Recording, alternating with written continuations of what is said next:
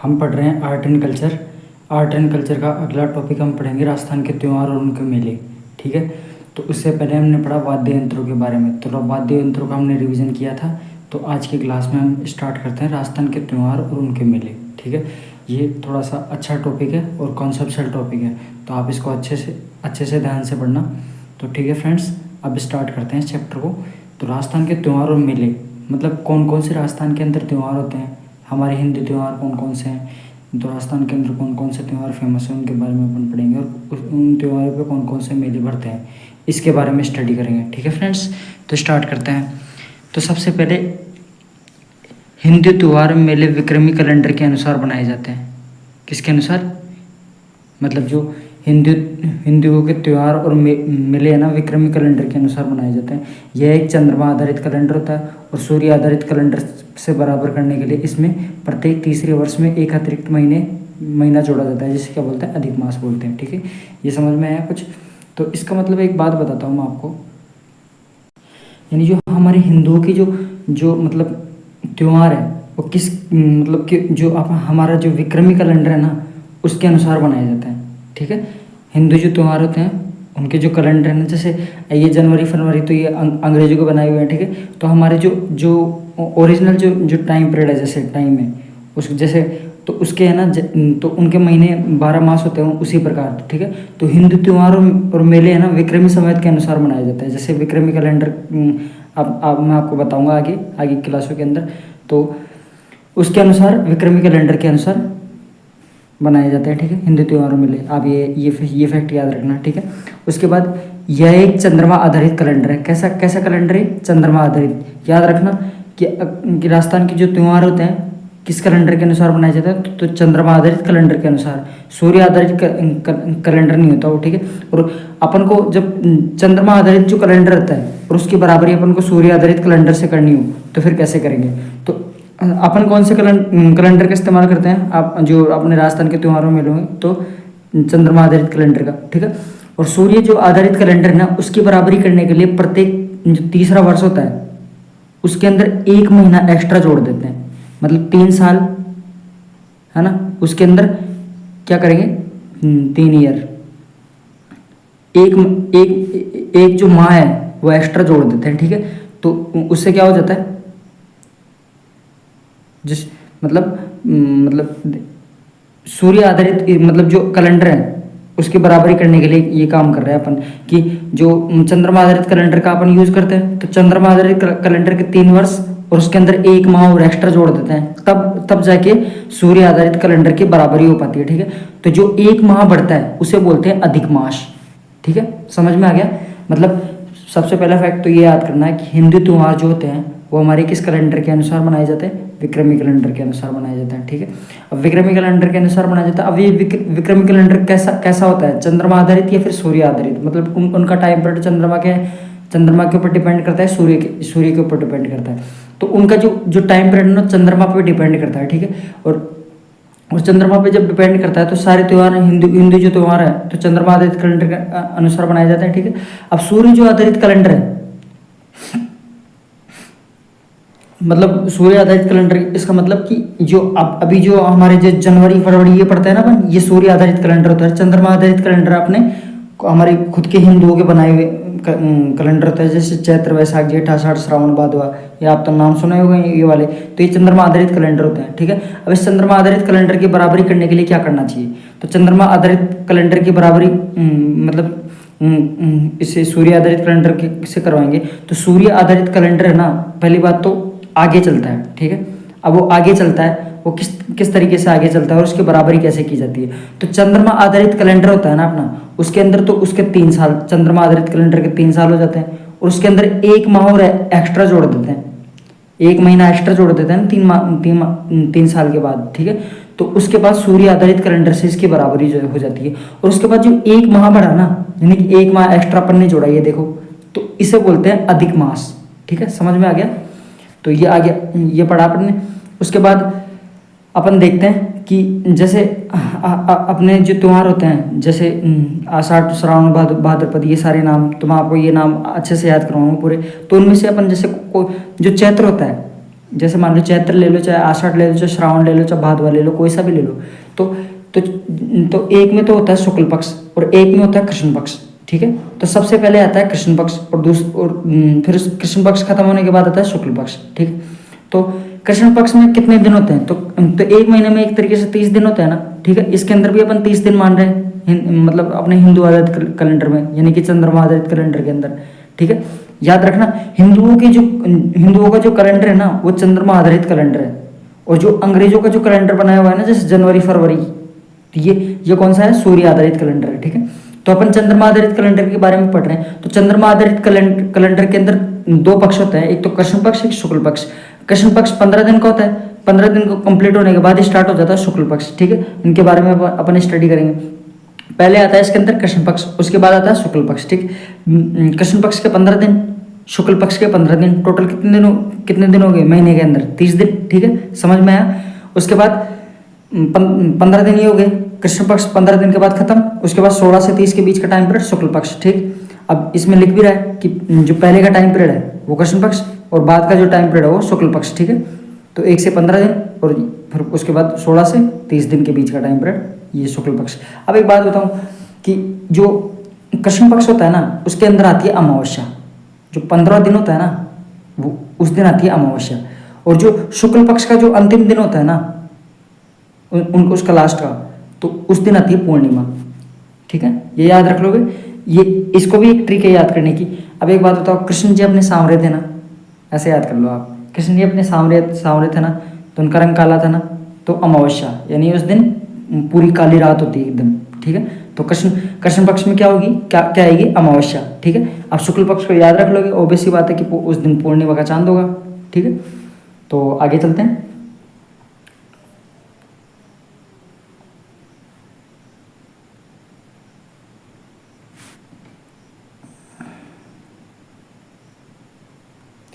तो पहले अपन तो शुक्ल पक्ष आपने पढ़ लिया, ये कोई दिक्कत नहीं है, इस शुक्ल पक्ष को काटो, यहाँ से इसको काटते हैं, ठीक है। तो अपन देखते हैं शुक्ल पक्ष और मतलब पहले तो ये देखते हैं कि कौन, अब जो ये अपन ये साइड में लिख रहे हैं ना, जैसे पोष, माघ, फाल्गुन, चैत्र, वैशाख, जेठ, ये सब होते हैं अपने चंद्रमा आधारित कैलेंडर के महीने। कैसे? चंद्रमा, मैं इधर लिख रहा हूँ चंद्रमा,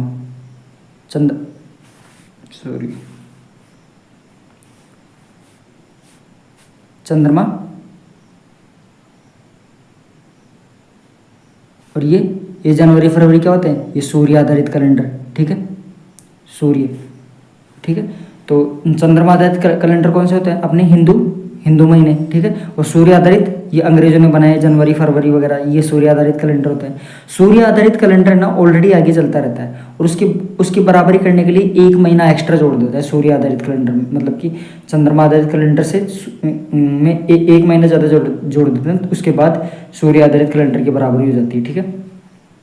ये कोई दिक्कत नहीं, समझ में आए तो कोई दिक्कत नहीं आए तो कोई बात नहीं। अपन को पढ़ना है इस चैप्टर के अंदर मेन चीज़ें, तो अभी मैंने नॉर्मली पढ़ाया है इसको। तो उसके बाद मैं एक बार और बता देता हूँ अगर आपको समझ में आता है तो सबसे पहले ये देखो आपकी चंद्रमा आधारित कैलेंडर और सूर्य आधारित कैलेंडर में क्या होता है। तो अपने एक बात बताओ, जैसे ये जनवरी, फरवरी, मार्च, अप्रैल, ये किन्होंने बनाए? ऑब्वियस सी बात है कि जो अपने देश में अंग्रेज आए थे वही तो आए थे ना। उन्होंने दिन का और रात का कॉम्बिनेशन किस तरीके से बनाया था? सूर्य के आधार पर, ठीक है। सूर्य अस्त होता है तो रात हो जाती है, रात होने के बाद अगला दिन आता है, इस तरीके से तो बनाया था ना। तो सूर्य आधारित कैलेंडर किसका हुआ? अंग्रेजों का। उसके बाद अपन ने जो है ना, जो अपने हिंदी रीति रिवाजों के अंदर जैसा माना जाता है, तो अपने हिंदी रीति रिवाजों के अंदर जो अपने महीने होते हैं वो चंद्रमा के आधार पर निर्धारित किया जाता है, ठीक है। तो चंद्रमा के आधार पर निर्धारित किया था, तो अपना कैलेंडर होता है चंद्रमा आधारित कैलेंडर। और इसके बाद जो सूर्य आधारित कैलेंडर होता है ना, चंद्रमा आधारित कैलेंडर से थोड़ा आगे रहता है, ठीक है। और वो आगे रहता है तो इसकी बराबरी करने के लिए क्या करते हैं? तो जैसे अपने 3 साल होते हैं ना, 3 साल तक तो ये अलग अलग रहते हैं, बिल्कुल अलग रहते हैं कि चंद्रमा का अलग, उनका दिन अलग चल रहा है, सूर्य का दिन अलग चल रहा है। फिर उसके बाद क्या करते हैं? 3 साल जैसे कंप्लीट होता है ना, 3 साल के अंदर मतलब चंद्रमा आधारित कैलेंडर है ना, वो 1 महीना सूर्य आधारित कैलेंडर से पीछे हो जाता है। यानी कि 3 साल मान लो चंद्रमा आधारित कैलेंडर के हो गए, है ना। और सूर्य आधारित कैलेंडर के भी 3 माह हो गए, ठीक है। मतलब ऐसे समझ लो, अपन को एक को पकड़ना है बस, चंद्रमा को पकड़ लो। तो चंद्रमा आधारित कैलेंडर 3 साल हो गए। अब 3 साल हो गए ना चंद्रमा आधारित कैलेंडर को, तो उसके अंदर 3 साल जोड़ते हैं और उसके बाद इधर भी सूर्य आधारित कैलेंडर होता है, ठीक है। तो इसके भी 3 साल हो गए, ठीक है। तो 3 साल हो गए ना, तो एक बात बताओ, मैं मान लो अभी 2020 में हूँ, समझ गया। ऐसे समझ लो 2020 चल रहा है, तो सूर्य आधारित कैलेंडर चल रहा है, ठीक है। चंद्रमा आधारित कैलेंडर भी 2020 चल रहा है, ऐसा समझ लो आप। अब 2020 चल रहा है दोनों में ना। अब उसके बाद ये चंद्रमा आधारित कैलेंडर और सूर्य आधारित कैलेंडर बराबर है? पॉसिबल ही नहीं है कि ये दोनों बराबर है, नहीं है, ठीक है। अभी कब बराबर होंगे? तो 2020 में ऐसा मान लो 2020 के अंदर ये दोनों समान है, चंद्रमा आधारित कैलेंडर सूर्य आधारित कैलेंडर। अब ये 2021 में समान होंगे? नहीं होंगे ना। 2022 में समान होंगे? नहीं होंगे, ठीक है। 2023 जैसे ही आएगी, है ना, तब भी समान नहीं रहेंगे। पर उसके बाद क्या होगा कि 2023 के अंदर जो चंद्रमा कैलेंडर है उसके अंदर 1 महीना एक्स्ट्रा जोड़ देंगे। 1 महीना जैसे ही एक्स्ट्रा जोड़ते हैं तो सूर्य आधारित कैलेंडर की बराबरी हो जाती है। अब आ गया समझ में, ठीक है। तो ये हो गया चंद्रमा आधारित कैलेंडर और सूर्य आधारित कैलेंडर के बारे में पढ़ लिया। उसके बाद इसके अंदर अब इनका कॉम्बिनेशन देखते हैं अपन कि इनका कॉम्बिनेशन किस तरीके से होता है। तो जो पोष का महीना होता है, पोष और माघ के बीच का टाइम पीरियड होता है, वो आता है जनवरी का। किसका? जनवरी का। और माघ और फाल्गुन के बीच का टाइम पीरियड आता है फरवरी का, ठीक है। ऐसे याद कर लो, माघ फाल्गुन का टाइम पीरियड होता है फरवरी का, ठीक है।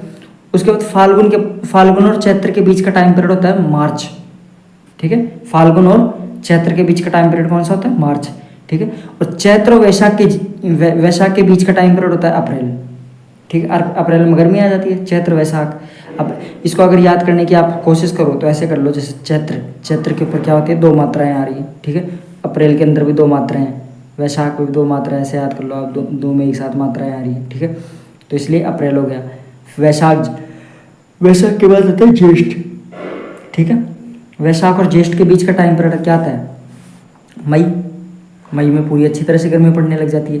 और ज्येष्ठ का जो महीना होता है, हिंदी महीना, उसके अंदर सबसे ज़्यादा गर्मी पड़ती है, ठीक है। सबसे ज़्यादा गर्मी कब पड़ती है? ज्येष्ठ के महीने में।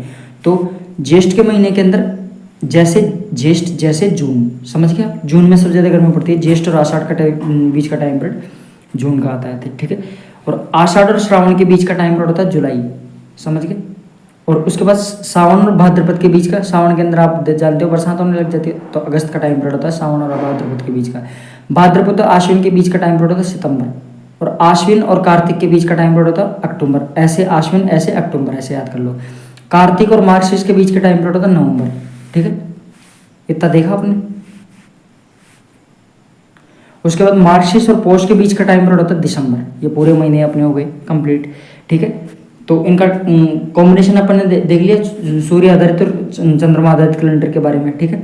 तो अब मैं आपको एक बात बताता हूँ। सबसे पहले अपन ने एक बात पढ़ी थी कि सबसे पहले कौन सा पक्ष आता है? कृष्ण पक्ष। उसके बाद कौन सा पक्ष आता है? शुक्ल पक्ष, ठीक है। कृष्ण पक्ष आता है तो कृष्ण पक्ष पहले आता है, शुक्ल पक्ष बाद में आता है, 15 दिन के बाद। अब एक बात मैं आपको बताता हूँ, थोड़ा सा कॉमन सेंस लगाना। अब पोष और माघ के बीच का टाइम पीरियड क्या होता है? जनवरी।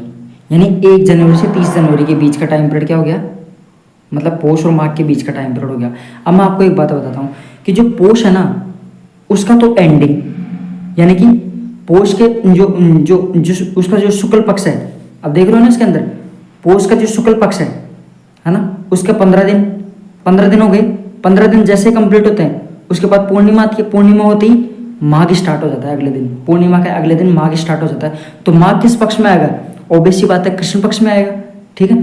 तो पोष का शुक्ल पक्ष, ठीक है, पोष का तो शुक्ल पक्ष, ठीक है, और माघ का कृष्ण पक्ष, इसके बीच का टाइम पीरियड होता है जनवरी का, समझ गए। पोष का तो शुक्ल पक्ष, क्योंकि मैंने चलो कोई बात नहीं आया समझ में, वापस से एक बार देखते हैं क्या टाइम पीरियड होता है। तो ठीक है, मैं वापस से बताता हूँ आपको। जैसे मान ली कोई भी महीना पकड़ लो आप, कोई भी, जैसे माघ पकड़ लो या फिर कुछ भी, पहले इसको ऊपर करने दो मेरे को, कोई भी महीना पकड़ लो।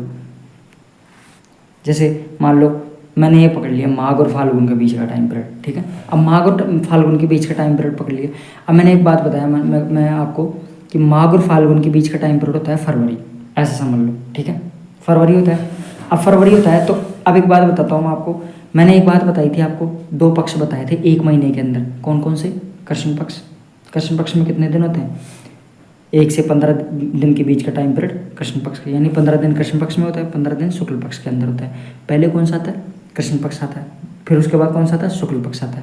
अब एक बात बताओ कि ये आप कोई सा महीना ले लो, आपके हिसाब से ले लो, इसके अंदर 3 महीने हैं, कोई सा भी ले लो। अब मैंने मान लो ये माघ ले लिया, अब मैं माघ और फाल्गुन के बीच का टाइम पीरियड होता है क्या? फरवरी, ठीक है। अब एक बात होता है, एक महीने के अंदर क्या कहते हैं, चंद्रमा आधारित कैलेंडर और जो सूर्य आधारित कैलेंडर है, उसमें सेम 30 दिन होते हैं ना महीने के अंदर, ठीक है। महीने के अंदर जब 30 दिन होते हैं तो ओबेस सी बात है, एक बात बताओ मेरे को कि 30 दिन होते हैं, मैंने बताया था शुक्ल पक्ष में 15 दिन और कृष्ण पक्ष में 15 दिन। पहले कौन सा था? कृष्ण पक्ष। अब एक बात बताओ, इसके अंदर पहले कृष्ण पक्ष आएगा क्या? माघ के अंदर, माघ ले लिया मैंने महीना ले लिया, तो माघ के 1 से 15 दिन के बीच का टाइम पीरियड कृष्ण पक्ष। अब एक बात बताओ, 15 दिन तो यहाँ हो गए, इसका मतलब माघ पूरा चलना चाहिए ना, नहीं हो रहा ना, ऐसा समझ रहे हो ना आप कि 1 से 15 दिन के बीच का टाइम पीरियड माघ का एक कृष्ण पक्ष का हो जाता है। अब कृष्ण पक्ष का तो हो गया, अब ये कृष्ण पक्ष है ना, ये पता है कहाँ आ रहा है? यहाँ आ रहा है कृष्ण पक्ष, इस वाले माघ के अंदर आ रहा है कृष्ण पक्ष। तो पहले क्या आता है? पहले आता है कृष्ण पक्ष, ठीक है। तो माघ के अंदर ये कृष्ण पक्ष कंप्लीट हुआ, कृष्ण पक्ष की अमावस्या हो जाती है, अमावस्या हो गई, अमावस्या होने के बाद यहाँ से स्टार्ट होगा शुक्ल पक्ष, इसके अंदर से यहाँ से होगा माघ, अगले माघ से शुक्ल पक्ष। अब ये शुक्ल पक्ष के जैसे 15 दिन कंप्लीट होंगे, तो 15 दिन कंप्लीट हो गए यहाँ पे, ठीक है। यहाँ पे देखो 15 दिन कंप्लीट हो गए, पूर्णिमा होगी, पूर्णिमा के अगले दिन होगा फाल्गुन कृष्ण पक्ष एकम, ठीक है। फाल्गुन की कृष्ण पक्ष की एकम हो जाएगी, ठीक है। तो माघ का तो शुक्ल पक्ष और फाल्गुन का कृष्ण पक्ष, इसके बीच का टाइम पीरियड होता है फरवरी। उसी तरीके से फाल्गुन का शुक्ल पक्ष और चैत्र की शुरुआत है, तो चैत्र की शुरुआत है तो कृष्ण पक्ष, तो इसके बीच का टाइम पीरियड मार्च का। उसी तरीके से देखो आगे, अब चैत्र का कृष्ण पक्ष हो गया ना, पहले कृष्ण पक्ष आता है, चैत्र का कृष्ण पक्ष कंप्लीट हो गया। अब चैत्र का कृष्ण पक्ष कंप्लीट हो गया तो उसके बाद कौन सा आएगा? शुक्ल पक्ष। तो चैत्र का शुक्ल पक्ष और वैशाख का कृष्ण पक्ष, इसके बीच का टाइम पीरियड अप्रैल, ठीक है।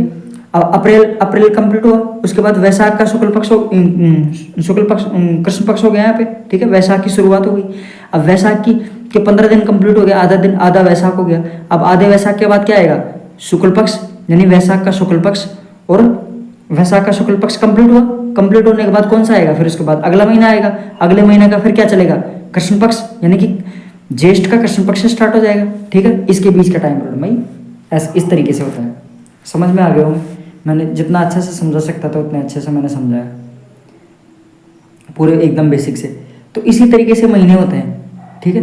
तो कौन कौन से महीने होते हैं कि चैत्र, वैशाख, जेठ, आषाढ़, श्रावण, भाद्रपद, मार्गशीर्ष और उसके बाद पोमा, फागण, ठीक है। तो इनको मैं याद आराम से करा दूंगा आपको, इस बात की टेंशन मत लो। पहले आप देख लो इनका कॉम्बिनेशन, ये कॉम्बिनेशन आपको याद करना पड़ेगा कि पौष और माघ के बीच का टाइम पीरियड जनवरी का, क्योंकि अपन ने ज़्यादातर सूर्य आधारित कैलेंडर के बारे में पढ़ा है। तो जनवरी के अंदर सर्दी पड़ती है, ऐसे कॉमन सेंस लगा कि भाई पौष और माघ के अंदर सर्दी पड़ती है, ऐसे याद करना। फरवरी में थोड़ा सा मार्च आ जाता है, तो मतलब फरवरी में थोड़ा सा सर्दी और गर्मी के बीच का टाइम पीरियड, तो माघ फाल्गुन, मार्च के बीच में सर्दी गर्मी का है तो फाल्गुन चैत्र, ऐसे याद कर लो। अप्रैल में चैत्र वैशाख, मई के अंदर थोड़ी गर्मी ज़्यादा पड़ जाती है, वैशाख ज्येष्ठ, ठीक है। ज्येष्ठ के अंदर सबसे ज़्यादा गर्मी पड़ती है। 15 मई के बाद का टाइम पीरियड ज्येष्ठ होता है। यानी कि अब मैं एक बात और बता देता हूँ आपको, ऐसे समझ लो आप, कोई बात नहीं, जिसके समझ में नहीं आया तो भी कोई दिक्कत नहीं, कईयों को समझ में आ गया मैं जानता हूँ, पर कईयों को समझ में नहीं आया तो कोई बात नहीं, हम इस क्लास के अंदर पूरा ही समझ के जाएंगे। तो सबसे पहले जो जनवरी है 1 जनवरी से 30 जनवरी के बीच का टाइम पीरियड पौष और माघ के बीच का टाइम पीरियड है, ऐसा समझ लो आप। पौष की तो 15 तारीख, यानी कि 1 मिनट रुको, ऐसे समझ लो आप कि 1 जनवरी से लेके 15 जनवरी के बीच का टाइम पीरियड है, कौन सा? पौष का। 1 जनवरी से लेके 15 जनवरी के बीच के टाइम पीरियड कौन सा है? पौष का, ठीक है। 15 दिन कंप्लीट हुए, उसके बाद आता है, स्टार्ट होगा माघ, तो माघ का टाइम पीरियड 15 जनवरी से लेके 30 जनवरी के बीच का टाइम पीरियड माघ का, ये जनवरी कंप्लीट हुआ। वैसे ही क्या कहते हैं 1 फरवरी से लेके 15 फरवरी के बीच का टाइम पीरियड माघ का, और 15 फरवरी से 30 फरवरी के मतलब 28 फरवरी के बीच का फाल्गुन का, इस तरीके से। तो कोई दिक्कत नहीं है, आप इसमें देखो। पर अब एक बात और बताता हूँ मैं आपको कि जो हिंदी, देखो ऐसे एक बात बताओ कि सूर्य आधारित कैलेंडर है ना, अंग्रेजों का जो कैलेंडर है, उसके अंदर जो है मतलब सबसे पहला महीना कौन सा आता है? सबसे पहला आता है उसके अंदर जनवरी का आता है कि नहीं आता? जनवरी का महीना आता है ना। वैसे ही अपने जो हिंदुओं के जो मतलब त्यौहार है, मतलब जो हिंदुओं के जो महीने होते हैं, तो उसके अंदर सबसे पहला महीना आता है चैत्र। कौन सा? चैत्र, यानी कि नववर्ष, यानी कि हैप्पी न्यू ईयर। पहला दिन कौन सा होता है अपने हिंदू त्योहारों का? चैत्र शुक्ल एकम, ठीक है। उसके बाद 30, अब एक लाइन और पढ़ाता हूँ आपको। तो नववर्ष कब होता है अपना? चैत्र शुक्ल एकम, ठीक है। और अंतिम जो मतलब अपना जो प्रथम त्यौहार होता है, ऑब्वियस सी बात है कि चैत्र के अंदर आएगा कि नहीं आएगा? बताओ, आएगा कि नहीं आएगा? तो चैत्र है, चैत्र के अंदर अपना हैप्पी न्यू ईयर होता है फर्स्ट। और अपना जो हिंदुओं का जो प्रथम त्यौहार होता है वो होता है छोटी तीज। और छोटी तीज कब आती है? श्रावण शुक्ल तृतीया को। और अपने जो हिंदू देवताओं मतलब हिंदुओं का जो त्यौहार है वो हिंदू कैलेंडर के अनुसार, तो अंतिम त्यौहार आता है गणगौर, ठीक है। चैत्र शुक्ल तृतीया ये होता है उसका। तो एक बात बताता हूँ मैं आपको, अभी मैं आपको चैत्र शुक्ल तृतीया के बारे में पढ़ाऊंगा कि गणगौर का चैत्र शुक्ल तृतीया कैसे आएगा, ठीक है। तो ये सबसे लास्ट का त्यौहार कैसे हुआ, तो कोई दिक्कत नहीं है, आपको समझ में आएगा आराम से। तो एक लाइन आप पढ़ो, एक लाइन में सब ये समझ में आ जाएगा। तीज त्योहार बावड़ी ले डूबी गणगौर। क्या? तीज त्योहार बावड़ी ले डूबी गणगौर। तीज का मतलब पहला त्यौहार कौन सा आता है? तीज का भी त्यौहार आता है, ठीक है।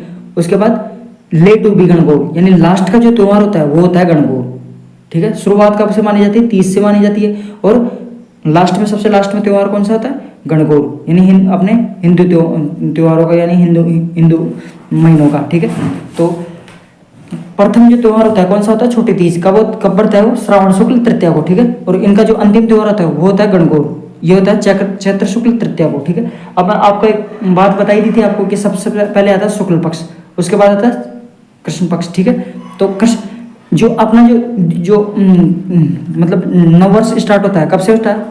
चैत्र शुक्ल एकम से होता है ना, होता है कि नहीं होता? चैत्र शुक्ल एकम से होता है, ठीक है। तो ठीक है, अब आगे देखते हैं अपना। तो अब मैं आपको हिंदू जो महीने हैं उनके नाम याद करवाता हूँ आपको, ठीक है।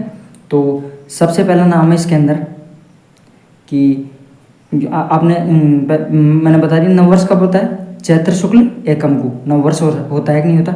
होता है ना। तो चैत्र शुक्ल एकम को नववर्ष होता है। तो पहला महीना कौन सा आया? जैसे इन जो अंग्रेजों के त्यौहार है, जैसे उस मतलब कि महीने हैं, उसके अंदर सबसे पहला कौन सा आता है? जनवरी आता है कि नहीं आता? जनवरी आता है ना। उसके बाद फरवरी, मार्च, अप्रैल, मई, जून, जुलाई, अगस्त, ये आता है ना, आते हैं कि नहीं आते? आते हैं ना। उसी तरीके से अपने जो हिंदू महीने हैं उनके अंदर सबसे पहला महीना आता है चैत्र। कौन सा? चैत्र। सब बोलिए चैत्र, ठीक है। उसके बाद दूसरा महीना आता है वैशाख, ठीक है। उसके बाद तीसरा महीना आता है ज्येष्ठ। उसके बाद चौथा महीना आता है आषाढ़। आषाढ़ के बाद श्रावण। श्रावण के बाद भाद्रपद। भाद्रपद के बाद आश्विन। आश्विन के बाद कार्तिक। कार्तिक के बाद मार्गशीर्ष। मार्गशीर्ष के बाद पोष। पोष के बाद माघ और फिर फाल्गुन, ठीक है। ये होता है त्यौहार, ठीक है। याद हुए कुछ? तो कोई दिक्कत नहीं है, याद नहीं हुई तो एक बात ऐसे याद करो आप, चैत वैशाख जेठ, इस तरीके से देसी तरीके से याद करने की कोशिश करो। चैत वैशाख जेठ मतलब 3 नामों को एक साथ याद करो। किस तरीके से? चैत वैशाख जेठ, चैत वैशाख जेठ, चैत वैशाख जेठ। बोलिए साथ बोलिए मेरे। चैत वैशाख जेठ, चैत वैशाख जेठ, चैत वैशाख जेठ। आषाढ़ श्रावण भादव, आषाढ़ श्रावण भादव, आषाढ़ श्रावण भादवा, आषाढ़ श्रावण भाद्रपद, आषाढ़ श्रावण भादव, ठीक है। ऐसे याद करो, ठीक है। उसके बाद तीन का कॉम्बिनेशन हो गया। उसके बाद आश्विन कार्तिक मार्गशीर्ष, तीन नाम एक साथ याद करो। आश्विन कार्तिक मार्गशीर्ष, आश्विन कार्तिक मार्गशीर्ष, ठीक है। आश्विन कार्तिक माघशीष और उसके बाद पोमा फागण, क्या पोमा फागण, ठीक। अब कोई दिक्कत नहीं है, 3 के कॉम्बिनेशन में याद करो, चैत वैशाख जेठ आषाढ़ सावन भादो आश्विन कार्तिक मार्गशीर्ष पोमा फागण, ऐसे याद कर लो। तो चैत वैशाख जेठ ऐसे याद करो, चैत वैशाख जेठ आषाढ़ सावन भादो आश्विन कार्तिक मार्गशीर्ष पोमा फागण, याद हो गई। वापस बोलिए, चैत वैशाख जेठ, चैत वैशाख जेठ, बोलो चैत वैशाख जेठ, चैत वैशाख जेठ, चैत वैशाख जेठ, ठीक है। उसके बाद आषाढ़ सावन भादो, आषाढ़ सावन भादो, आषाढ़ सावन भादो, फिर उसके बाद आश्विन कार्तिक मार्गशीर्ष, आश्विन कार्तिक मार्गशीर्ष, आश्विन कार्तिक मार्गशीर्ष, साथ साथ बोलिए मेरे। उसके बाद पोमा फागण, पोष माह माघ फागण, ठीक है, याद हुए। तो वापस से एक बार साथ के साथ बोलने सबके सब, चैत वैशाख जेठ आषाढ़ सावन भादो आश्विन कार्तिक मार्गशीर्ष पोमा फागण, चैत वैशाख जेठ आषाढ़ सावन भादो, ठीक है, आश्विन कार्तिक मार्गशीर्ष पोमा फागण, ठीक, याद हुए। तो अब आप इनको एक बार बिना देखे बोलिए, तो चैत वैशाख जेठ आषाढ़ सावन भादो, ठीक है, उसके बाद आश्विन कार्तिक मार्गशीर्ष पोमा फागण। एक बार 2-3 बार आप खुद बोलते बोलते कंटिन्यू हो जाएंगे ना, तो आपको अपने आप याद हो जाएगा, ठीक है। अब आगे चलते हैं।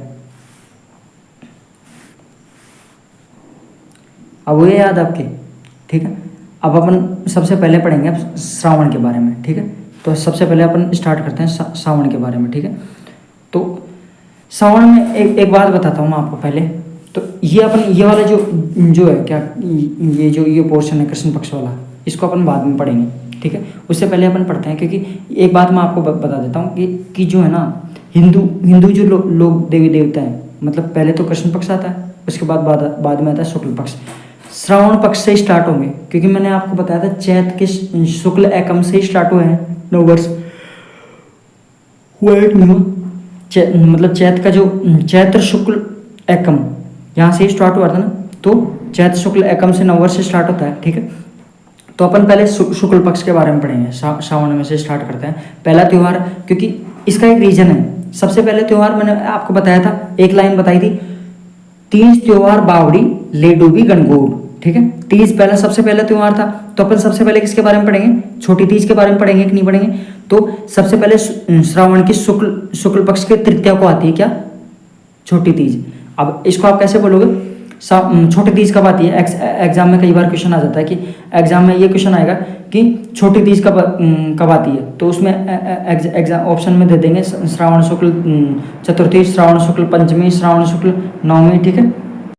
तो मैंने मतलब क्या लाइन बोली थी, तीज त्योहार बावड़ी ले डूबी गणगौर, ठीक है। तो तीज त्योहार बावड़ी ले डूबी गणगौर, यानी सबसे पहला त्यौहार कौन सा आता है हिंदू त्योहारों में, तो सबसे पहले आता है तीज, ठीक है। अब तीज आता है तो ऑब्वियस सी बात है कि कब आता है, तो तीज कब आता है, मतलब श्रावण की शुक्ल पक्ष के तृतीया को क्या आता है, तीज, ठीक है। अब आप इसको ऐसे बोलोगे कैसे, श्रावण की शुक्ल पक्ष की तृतीया को क्या आती है, तो छोटी तीज आती है, ठीक है। याद हो गया। तो सबसे पहले त्यौहार कौन सा है, तो छोटी तीज आई। तो छोटी तीज कब आती है, श्रावण शुक्ल तृतीया को आती है, ठीक है। तो ऑब्वियस सी बात है कि सबसे पहले अपन महीने हिंदू जो त्यौहार है वो कहाँ से स्टार्ट करेंगे, बताओ आप खुद ही, कॉमन सेंस लगाओ इतना सा। तो अपन जो अपना पहला त्यौहार आता है तो आता है मतलब तीज, तो कब आती है, तो श्रावण शुक्ल तृतीया को आती है, ठीक है। तो श्रावण शुक्ल तृतीया को आती है, इसलिए अपन ने शुक्ल पक्ष से स्टार्ट किया है, समझ गया आप, इसलिए अपन ने कृष्ण पक्ष से स्टार्ट नहीं हुआ। और एक बात और बताते हैं अपन को, जो सबसे लास्ट का त्यौहार होता है वो आपको पता है गणगौर आता है, ठीक है। अब गणगौर आता है तो इसको अपन है ना श्रावण का जो कृष्ण पक्ष है उसको सबसे लास्ट में पढ़ेंगे। एक बात बताओ आप, जनवरी सबसे पहले आता है ना, जनवरी से पहले क्या आता है, पुराना दिसंबर आता है कि नहीं आता, सबसे लास्ट का महीना दिसंबर होता है ना। उसी तरीके से जो श्रावण का जो कृष्ण पक्ष है ना वो सबसे लास्ट का होता है, आया समझ में। श्रावण का जो कृष्ण पक्ष होता है ना वो सबसे लास्ट का होता है, जैसे जनवरी से पहले दिसंबर आता है उस तरीके से। अब ये क्यों होता है, इस बात का मैंने जवाब दे दिया आपको, क्योंकि श्रावण की शुक्ल पक्ष की तृतीया को क्या आती है, छोटी तीज आती है, इसीलिए सबसे पहले त्यौहार कौन सा हुआ अपना, तो छोटी तीज, ठीक है। अब जब पहला त्यौहार अपना छोटी तीज आ रहा है तो ऑब्वियस सी बात है कि शुक्ल पक्ष में कौन आएगी, छोटी तीज, ठीक है। अब शुक्ल पक्ष में सबसे पहला त्यौहार श्रावण के अंदर आता है छोटी तीज। अब अपन सबसे पहला त्यौहार पढ़ते हैं तो छोटी तीज के बारे में। अब एक बात बताओ मेरे को, तीज है, तीज का मतलब अपन ज़्यादातर तीज आती है। अब तीज को अपन 3 मान लें एक तरीके से, तो तीज ही बोलते हैं ना, तो 3 को ही तो बोलते हैं, यानी तृतीया। जिस दिन तृतीया होती है उस दिन छोटी तीज। अब ये तीज के बारे में अपन स्टडी करेंगे, जितनी भी तीज आएंगी ना वो तृतीया को ही होंगी, ठीक है। किसको होंगी, तृतीया को, ठीक है। तो स्टार्ट करते हैं इसके बारे में। तो छोटी तीज कब आती है, श्रावण की शुक्ल पक्ष के तृतीया को, ठीक है। सॉरी मैंने बहुत बार बोल दिया इसका नाम, समझाने के लिए बोला है। और ये छोटी तीज कहाँ की फेमस है, तो छोटी तीज के बारे में पढ़ते हैं। तो छोटी तीज है ना वो जयपुर की फेमस है, ठीक है। और इसमें है ना जयपुर में छोटी तीज की सवारी प्रसिद्ध है। क्या प्रसिद्ध है, सवारियाँ प्रसिद्ध है। और छोटी तीज के अवसर पर ना पति मतलब जो किस लिए मनाते हैं छोटी तीज, ये बताओ पहले। तो छोटी तीज सबसे पहले पता है किसके लिए बनाई जाती है, तो पति पत्नी के प्रेम के लिए मनाई जाती है। यानी ये कैसा त्यौहार है, एक तो पति पत्नी के प्रेम के बीच का त्यौहार है। और ये कैसा और कैसा त्यौहार है, प्रकृति प्रेम का त्यौहार है। क्योंकि इस दिन तो आपको पता है कि महिलाएं झूला झूलती हैं, ठीक है। तो प्रकृति में जो उस टाइम पूरी प्रकृति हरी भरी रहती है, श्रावण के अंदर बारिश होती है अच्छी खासी, ठीक है। उसके बाद इसमें जो महिलाएं होती हैं छोटी तीज में वो लहरिया ओढ़नी ओढ़ती हैं, ठीक है।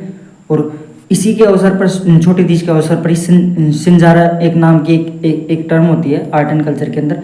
उसे क्या होता है सिंजारा, तो नवविवाहित के लिए ससुराल पक्ष से आने वाले जो उपहार होता है ना, पहला उपहार मतलब किसी लड़की की शादी हुई है और शादी हुई है ना, उसके बाद जो उसकी जो पहली तीज होती है ना, उसके ऊपर ससुराल पक्ष से जो आने वाले जो उपहार रहता है ना, उसे बोलते हैं सिंजारा। ये टर्म एग्जाम में आ सकती है, बहुत इंपॉर्टेंट टर्म है, ठीक है। उसके बाद शुक्ल पक्ष, ये तो अपना कंप्लीट हुआ। तीज के बारे में पढ़ लिया। तो छोटी तीज कब आती है, श्रावण पक्ष के शुक्ल पक्ष के तृतीया को आती है, ठीक है। और क्या पॉइंट थे, क्या फैक्ट थे इसके अंदर, तो जयपुर में छोटी तीज किसके लिए फेमस है, सवारी के लिए प्रसिद्ध है। और ये छोटी तीज किसका त्यौहार है, तो पति पत्नी के बीच के प्रेम का त्यौहार है, ठीक है। और कैसा त्यौहार है, तो प्रकृति प्रेम का त्यौहार है, ठीक है। और इसमें जो महिलाएं होती हैं वो क्या उड़ती हैं, लहरिया उड़ती हैं। और इस जो तीज के अवसर पर क्या मतलब छोटी तीज के अवसर पर ससुराल पक्ष से क्या आता है, तो छोटे छोटे उपहार आते हैं, जिसे क्या बोलते हैं, सिंजारा बोलते हैं, ठीक है।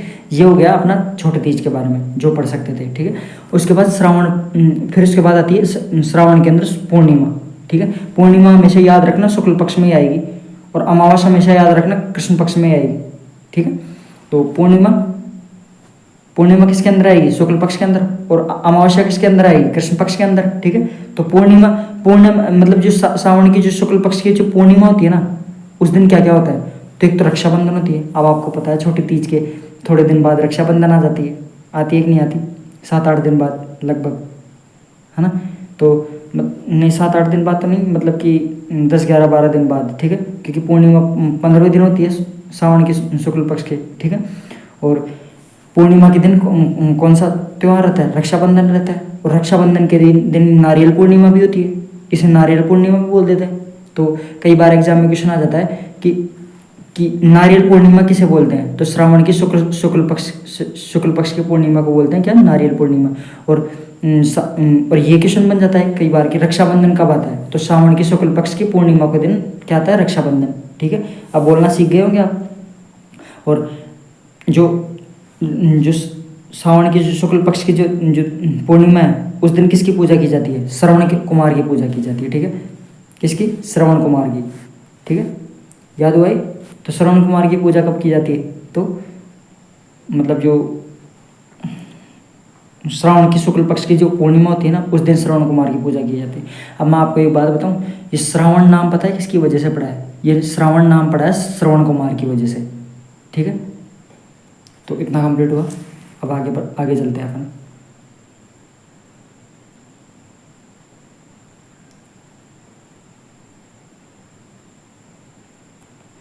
तो अगला पॉइंट है अपना, मतलब कि अगला महीना अपना आता है भाद्रपद। भाद्रपद के अंदर है ना सबसे ज़्यादा त्यौहार आते हैं, ठीक है। अब अब अपन ने कृष्ण पक्ष नहीं पढ़ा उसका पिछले का, कि श्रावण का कृष्ण पक्ष, क्योंकि वो एक तरीके से वो श्रावण का जो शुक्ल पक्ष है वो हो गया जनवरी ऐसे समझ लो, और उसका जो कृष्ण पक्ष हो गया वो दिसंबर हो गया ऐसे समझ लो ना, ठीक है। तो भाद्रपद सबसे ज़्यादा त्यौहार किसके अंदर आते हैं, भाद्रपद के अंदर। तो भाद्रपद के अंदर अब एक बात बताओ मेरे को आप, अपन ने यहाँ कंप्लीट किया पूर्णिमा के दिन कंप्लीट हुआ, ठीक, मतलब सावन का शुक्ल पक्ष कंप्लीट हो गया। अब सावन कृष्ण पक्ष तो हो ही गया था सावन का 15 दिन के बाद कंप्लीट। अब बाकी के 15 दिन बचे, 15 से 30 दिन के बीच का पक्ष कौन सा, शुक्ल पक्ष। अब 30 दिन कंप्लीट हो गए श्रावण के। अब अगला महीना कौन सा चलेगा, अगला महीना चलेगा फिर भाद्रपद। अब भाद्रपद चलेगा, अगला महीना आ गया भाद्रपद, ठीक है। अब जब भाद्रपद अगला महीना आ गया तो एक बात बताओ मेरे को कि भाद्रपद में पहला पक्ष कौन सा चलेगा, कृष्ण पक्ष चलेगा ना, कब से कब तक, 1 से 15 दिन के बीच। फिर उसके बाद कृष्ण पक्ष जैसे कंप्लीट होगा उसके बाद क्या चलेगा, शुक्ल पक्ष, तो 15 से 30 दिन के बीच। फिर उसके बाद अगला महीना चल जाएगा। समझ में आ रहा है ना आपको, इस तरीके से है, ठीक है। तो भाद्रपद में जो कृष्ण पक्ष है उसकी तृतीया को क्या क्या क्या होता है, तो उसकी तृतीया को बड़ी तीज होती है। छोटी तीज अपन ने पढ़ ली, श्रावण के अंदर आती है। बड़ी तीज कब आती है, भाद्रपद के अंदर। ऐसे याद कर लो, वैसे बड़ा वैसे भाद्रपद, यानी बड़ी तीज किसके अंदर आती है, तृतीया को, ठीक है। भाद्रपद के कृष्ण पक्ष की तृतीया को। एकमात्र तीज होती है ना, एकमात्र तीज, 3 तीज के बारे में पढ़ेंगे जिनमें से एक तीज ये है जो कृष्ण पक्ष में आएगी, बाकी दोनों तीज किस में आएगी, शुक्ल पक्ष के अंदर, ठीक है। तो भाद्रपद की कृष्ण पक्ष के तृतीया को बड़ी तीज बढ़ती है।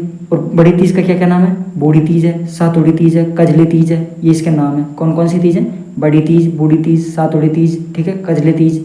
और बूंदी में बड़ी तीज की सवारी प्रसिद्ध है। कहाँ पे प्रसिद्ध है, बूंदी के अंदर।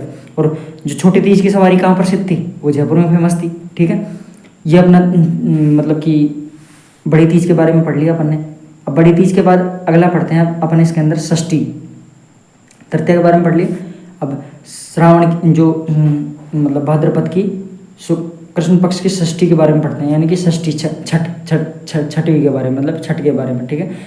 अब मैं आपको एक बात बता देता हूँ कि भाद्रपद के अंदर अपने कृष्ण जी का भी जन्म हुआ था, अपने जो हलधर बलराम जी उनका भी जन्म हुआ था। ज़्यादातर चीज़ें है ना आपको भाद्रपद के अंदर मिलेगी। पहले आप ये सोचो कि कि कृष्ण जी का जब जन्म हुआ था तो ऑब्वियसली बात है उस टाइम बारिश हो रही थी कि नहीं हो रही थी, यमुना के अंदर बाढ़ सी आ गई थी, है ना।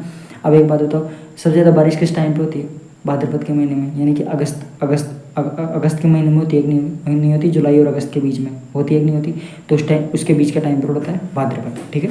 तो ऐसे कॉमन सेंस लगा लिया थोड़ा थोड़ा। तो अब आप ये बात तो पता ही है आपको सबको कि षष्ठी 6 नंबर किसके लिए मतलब शुभ माना जाता है, तो बलराम जी के लिए। और 8 नंबर किसका फेवरेट नंबर है, श्री कृष्ण जी का, क्योंकि उनके ओबेसी बात 8 ही रानियाँ थी, 8000 रानियाँ थी, और 8 का योग बना हुआ है उनका, तो 80 पुत्र थे, ठीक है। इस तरीके से अष्टमी को ही उनका जन्म हुआ था, ठीक है। और कृष्ण जी हैं तो ओबेसी बात है कि कृष्ण पक्ष में आएंगे। तो अष्टमी के दिन पहले तो कृष्ण पक्ष के बारे में पढ़ने से पहले अपन ये पढ़ते हैं षष्ठी या फिर छठ के बारे में। तो इसे बोलते हैं ऊब छठ। अब ये ऊब छठ क्या होती है, मतलब कि इसमें षष्ठी के अंदर है ना 2 त्यौहार आते हैं, एक तो ऊब छठ आता है, ठीक है, और एक आता है हलछठ। हलछठ के बारे में तो आप जानते हो, बलराम जयंती होती है क्योंकि बलराम जी का जन्म हुआ था इस दिन, ठीक है। ऊब छठ होता है तो लड़की, ये ऊब छठ क्या होता है, तो ऊब छठ होता है लड़की पूरे दिन खड़ी रहती है, अच्छे वर के लिए व्रत करती है, इसे बोलते हैं क्या, ऊब छठ। मतलब ऊब छठ के दिन, ऊब छठ का व्रत लड़की क्यों करती है, अच्छे वर के लिए, अच्छे वर की कामना करने के लिए एक व्रत किया जाता है लड़कियों द्वारा, उसे बोलते हैं ऊब छठ। हलछठ के बारे में पढ़ लिया, बलराम जयंती होती है, अष्टमी के दिन अपने कृष्ण जन्माष्टमी होती है अपनी, ठीक है। उसके बाद अगला त्यौहार आता है अपना मतलब कि भाद्रपद की कृष्ण पक्ष की नवमी। तो नवमी के दिन बढ़ता है अपना गोगा, मतलब मेले बढ़ते हैं इस दिन, नवमी के दिन, क्योंकि गोगा जी का फेवरेट जो जन्म है वो नवमी के दिन ही हुआ था, ठीक है। तो गोगा नवमी, इस दिन किसान हल को 9 गांठ की राखी बांधता है, कितने, 9 गांठ की। तो नवमी के अंदर 9 गांठ की राखी बांधता है, ठीक है। क्या होता है इस दिन, गोगा नवमी होता है, ठीक है। तो त्यौहार हो गया कौन सा, गोगा नवमी, ठीक है। और अब इस दिन है ना, नवमी के दिन 2 मेले बढ़ते हैं, कौन कौन से, ददरेवा चूरू और गोगामेड़ी का हनुमानगढ़। गोगा जी का मंदिर कहाँ कहाँ बना हुआ है, गोगामेड़ी के अंदर बना हुआ है, हनुमानगढ़ के अंदर, ददरेवा चूरू के अंदर बना हुआ है गोगामेड़ी का मंदिर, ठीक है। तो ददरेवा चूरू के अंदर मेला पड़ता है और गोगामेड़ी का हनुमानगढ़ में पड़ता है। तो ये दोनों ही स्थल गोगा जी के लिए फेमस है, ये आपको पता है, ओबेसी बात है। तो दो जगह मेले हो गए। आगे चलते हैं अपन द्वादशी या फिर बारस के बारे में। तो ये भाद्रपद की जो शुक्ल पक्ष की द्वादशी होती है उसे बोलते हैं बछबारस। क्या बोलते हैं, बछबारस। बछ मतलब बछड़ा। तो इस दिन क्या होता है कि चाकू का प्रयोग नहीं करते कोई भी, ठीक है। तो बछबारस, इस दिन साबुत अनाज का प्रयोग होता है। कैसे, साबुत अनाज का, यानी कि सब्जी वब्जी नहीं बनाते कोई भी, ठीक है, क्योंकि इस दिन है ना चाकू का प्रयोग नहीं करते हिंदू लोग, ठीक है। तो चाकू का प्रयोग किस दिन नहीं करते, तो भाद्रपद की शुक्ल पक्ष की द्वादशी को चाकू का प्रयोग नहीं करते। इस दिन क्या होता है, बछबारस होती है, ठीक है। उसके बाद अगला पॉइंट है अपना अमावस्या। तो अब अमावस्या के बारे में कुछ फैक्ट हैं, तो उनको पढ़ते हैं अपन अमावस्या के बारे में। तो जो भाद्रपद की शुक्ल पक्ष की अमावस्या, अरे यार सॉरी यार, कॉम्बिनेशन बिगड़ जाता है। कृष्ण पक्ष, शुरुआत में कृष्ण पक्ष, मैंने खुद आपको पढ़ाया कृष्ण पक्ष। इधर वाला होता है कौन सा, कृष्ण पक्ष, ठीक।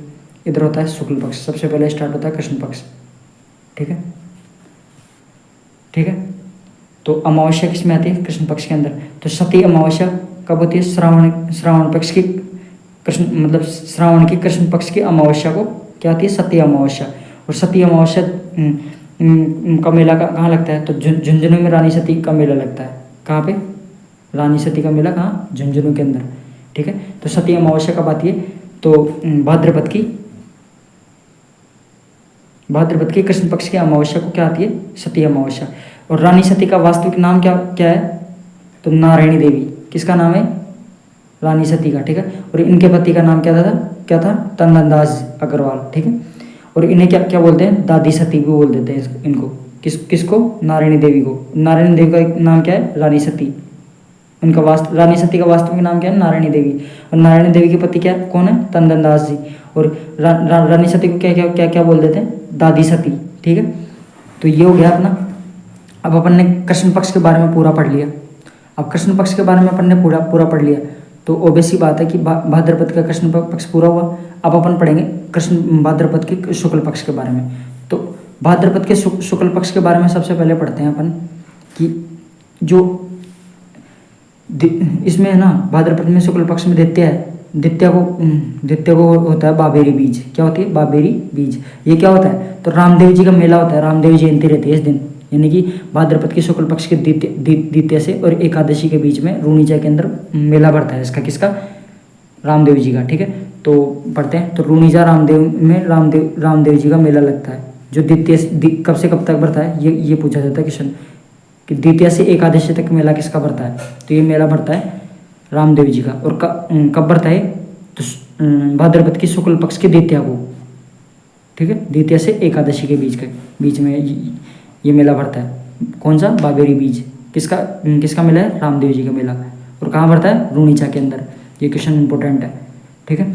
उसके बाद इस मेले को क्या बोलते हैं, मारवाड़ का कुंभ। एग्जाम में आ जाता है कई बार कि मारवाड़ का कुंभ किसे बोलते हैं, तो बाबेरी बीज को बोलते हैं, ठीक है। तो इतना कंप्लीट हुआ अपना। उसके बाद अपना भाद्रपद के शुक्ल पक्ष की द्वितीया कंप्लीट हुई। उसके बाद भाद्रपद के शुक्ल पक्ष का चतुर्थी का पढ़ते हैं अपन। तो भाद्रपद की जो शुक्ल पक्ष की चतुर्थी है ना, उसके दिन है ना होती है गणेश चतुर्थी। क्या होती है, गणेश चतुर्थी। और उसे अपन क्या बोलते हैं, शिव चतुर्थी भी बोल देते हैं, और उसे कलंक चतुर्थी भी बोल देते हैं, और चतरा चौथी भी बोल देते हैं। ये इसके नाम है। तो ये बात तो आपको भी पता है कि कलंक चतुर्थी का जो चौथ का चांद रहता है ना, उसको अशुभ माना जाता है। मतलब उसको देखना, मतलब कि एक तरीके से शुभ नहीं माना जाता है, कि ऐसा समझते हैं कि मतलब चौथ का तो सबका चांद देखना तो शुभ माना जाता है, पर इसका एकमात्र ये है जो मतलब कि चतरा चौथी या फिर गणेश चतुर्थी का चांद, जो उसे कलंक चतुर्थी के नाम से जानता है, पर तो उस दिन है ना, उस दिन का चांद देखना शुभ नहीं माना जाता। बस इतना याद करो। तो गणेश चतुर्थी, शिव चतुर्थी, कलंक चतुर्थी और चतरा चौथी सबके एक नाम है। तो ये कब आते हैं, तो भाद्रपद की शुक्ल पक्ष की चतुर्थी को आते हैं, ठीक है। और भाद्रपद की शुक्ल पक्ष की चतुर्थी के दिन कौन कौन से मेले पड़ते हैं, तो गणेश चतुर्थी है, तो वैसी बात है गणेश जी का मेला पड़ेगा। तो त्रिनेत्र गणेश मेला कहाँ पड़ता है, रणथंभौर। और एक चुंगी तीर्थ मेला पड़ता है, जो कहाँ पड़ता है, जैसलमेर के अंदर, ठीक है। तो 2 मेले बढ़ते हैं इस दिन, ठीक है। तो ये याद कर लेना आप। चूंकि तीर्थ मेला कहाँ पड़ता है, जैसलमेर के अंदर। त्रिनेत्र गणेश मेला कहाँ पड़ता है, रणथंभौर। ये एग्जाम में क्वेश्चन छोटे मोटे क्वेश्चन आराम से आता है डेफिनेटली, ठीक है। तो उसके बाद अगला पड़ता है भाद्रपद की शुक्ल पक्ष की पंचमी। तो इस दिन होता है ऋषि पंचमी। क्या होता है, ऋषि पंचमी। और सप्तऋषि की पूजा की जाती है इस दिन। किस दिन, भाद्रपद की शुक्ल पक्ष की पंचमी के दिन, मतलब सप्तऋषियों की पूजा की जाती है। और इस दिन होता है माहेश्वरी समाज का रक्षाबंधन भी होता है इस दिन। किस दिन, भाद्रपद की शुक्ल पक्ष की पंचमी के दिन माहेश्वरी समाज का रक्षाबंधन होता है। और इसमें जो पंचमी के दिन कौन कौन से मेले बढ़ते हैं, तो एक तो कामा के भरतपुर के अंदर बढ़ता है। कौन कौन सा मेला बढ़ता है, तो भोजन थाली मेला बढ़ता है। और हरिराम जी का मेला बढ़ता है, जो कहाँ होता है, कहाँ बढ़ता है, तो झोड़ा नागौर के अंदर, ठीक है। ये दो मेले याद हुए आपके। तो आगे चलते हैं। अगला है अपना अष्टमी, राधाष्टमी इसे बोलते हैं। अब ऐसा बोलते हैं कि जो अपने जो कृष्ण जी है ना, कृष्ण जी का जन्म हुआ था कि जो भाद्रपद की कृष्ण पक्ष की अष्टमी के दिन अपने कृष्ण जी का जन्म हुआ था। उसके ठीक 15 दिन बाद अपनी जो राधा जी है उनका जन्म हो गया था। तो यानी ऐसा बोलते हैं कि कृष्ण जी काले हैं और राधा जी गोरी हैं। तो अष्टमी के दिन ही कृष्ण जी का भी जन्म हुआ था और अष्टमी के दिन ही राधा जी का जन्म हुआ था। फर्क सिर्फ इतना है, कृष्ण जी का जन्म कृष्ण पक्ष में हुआ था और जो राधा जी का जन्म है वो शुक्ल पक्ष के अंदर हुआ था। दोनों का जन्म अष्टमी के अंदर हुआ था।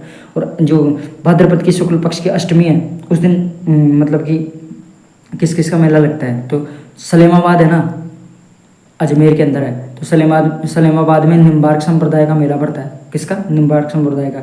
इस संप्रदाय के लोग क्या करते हैं,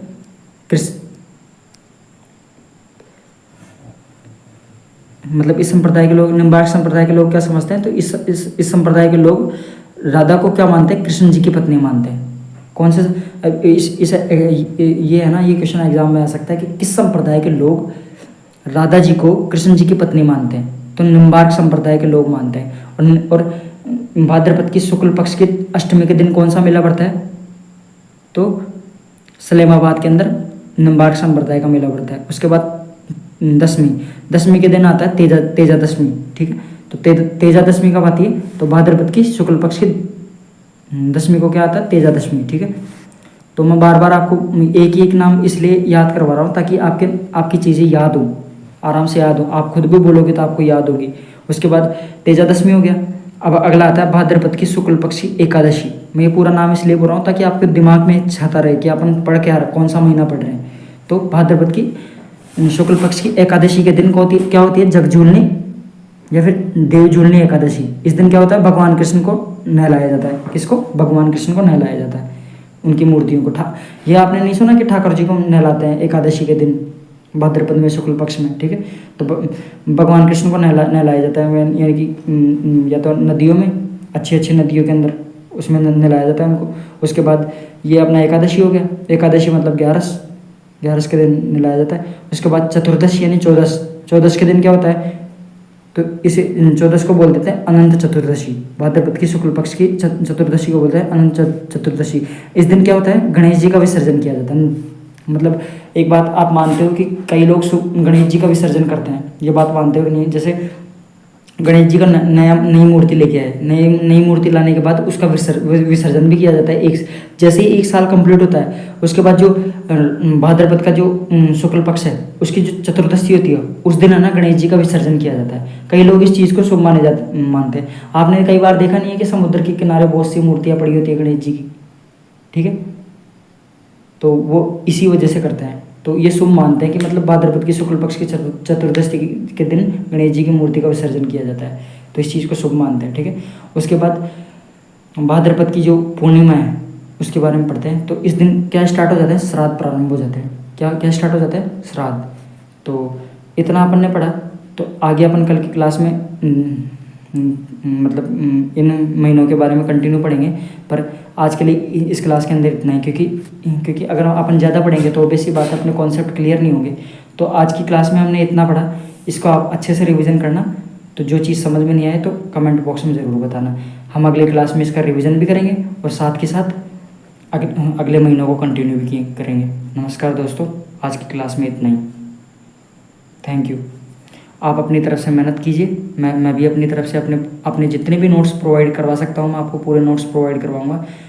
पर मैं आपको पूरे नोट्स प्रोवाइड करवाऊँगा, पर इतनी मैं आपको श्योरिटी देता हूँ कि अगर आप इन नोट्स को अच्छे से पढ़ोगे तो इसमें से एक भी क्वेश्चन बाहर नहीं जाएगा, क्योंकि इन नोट्स को मैंने बहुत ही मेहनत से बनाया है। तो जितना भी हो सकता है आपको सही लगे, आपके लिए जितना मैंने क्वालिटी दे सकता हूँ उतना आपके लिए करूँगा, उतना आपको समझाने की कोशिश करूँगा। बाकी आपकी मर्ज़ी, देखना हो तो आपकी मर्ज़ी, नहीं देखना हो तो कोई बात नहीं, पर मैं अपनी मेहनत जारी रखूँगा। आपको अच्छा लगे बस यही मेरे लिए बहुत खुशी की बात होगी। मैं अपनी मेहनत कंटिन्यू जारी रखूँगा। नमस्कार फ्रेंड्स।